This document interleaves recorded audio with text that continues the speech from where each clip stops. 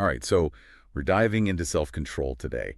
Um, I've got to say, it's something, we could all use a little more of sometimes. It's funny you should say that. I was just thinking this morning how much easier life would be Ooh, tell me about it. if we could all just resist that extra cookie. Exactly. Yeah. And it's funny because you've been doing a ton of research on this. I have, yeah.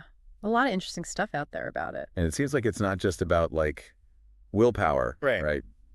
There's more to it. That's right. One of the things that really stuck out to me was this idea that it's about understanding, like, the psychology Yeah. behind why we give in to temptation in the first place. Okay, so how do we outsmart ourselves?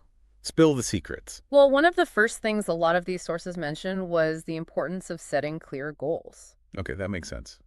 I mean, seems pretty basic, but I'm sure there's more to it than that. Right. It's not just like, I want to be a better person. It's Yeah. about being super specific.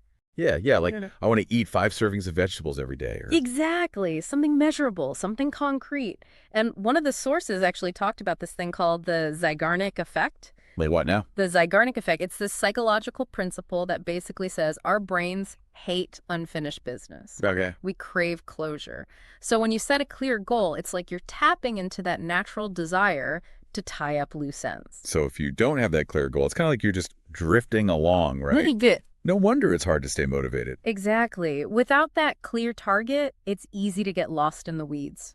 Speaking of getting sidetracked, mindfulness, that was another big one that came up in your research, right? Yeah, mindfulness. And I know it's kind of a buzzword these days, Totally. but it really does play a crucial role in self-control. Okay, so how do we get past the buzzword and actually, like, apply it? Right. Well, think about it this way.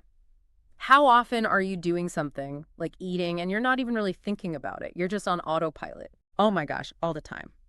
Especially with snacking. I'm a total autopilot snacker. Exactly. And that's where mindfulness comes in. It's about hitting the pause button, becoming aware of what you're feeling in that moment. So instead of just grabbing the cookies, you take a second and be like, am I actually hungry right now?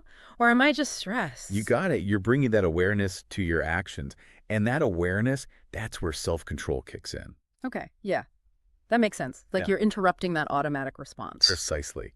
And, another thing that can really derail self-control is feeling overwhelmed. Oh, for sure. Like when you have this big goal and it just feels so massive that you don't even know where to start. Exactly. And that's when procrastination sets in. Oh, yeah. But your research found that one of the most effective ways to combat that feeling of being overwhelmed is to break down those big goals Okay. into smaller, bite-sized pieces. So instead of being like, I need to write a whole book, it's like, I'm going to write one page today. Exactly. You're much less likely to feel intimidated or get discouraged that way. I love that. It's like you said earlier about those clear, specific goals. Yeah. And it makes it feel a lot more achievable, too. Yeah, absolutely. Small wins lead to big victories. And speaking of setting yourself up for success, another tip that came up a lot was this idea of temptation detox. Okay, so is that like just avoiding things altogether? It's more about being strategic with your environment. Like one of the examples they gave was if you're trying to eat healthier, Right. don't keep junk food in the house. If it's not there, you're way less likely to eat it. Out of sight, out of mind. Makes sense. Exactly. You're making it easier for yourself to make the healthier choice. And on a similar note, let's talk about rewards. Mm-hmm. Because let's be real, everyone loves a little treat now and then. Right. And rewards actually play a huge role in self-control. It's all about positive reinforcement. Okay, how so? Well, your brain loves rewards. Think about it. When you do something good and you get rewarded, your brain remembers that it's like, hey, that felt good. Let's do that again. So when you reward yourself for practicing self-control, you're actually strengthening those neural pathways. So it's like training your brain to make those good choices more automatically. Exactly. You're reinforcing those positive behaviors. This is all so fascinating. It really is about understanding how our brains work. Absolutely. And that's the key, right? Once you understand the why behind these strategies, they become so much more effective. Totally. Now, I'm curious, with all these great tips, where do we even begin? Like, Yeah. if someone's listening to this right now, feeling inspired, what's the first step? That's the million-dollar question, isn't it? I think the key here is to figure out which one of these tactics really resonates with you, like right now. Okay. What's that one small change you can make today? Just one thing. Because, starting small, that's what often leads to the biggest changes. That's such a good point. It's not about overhauling your entire life overnight.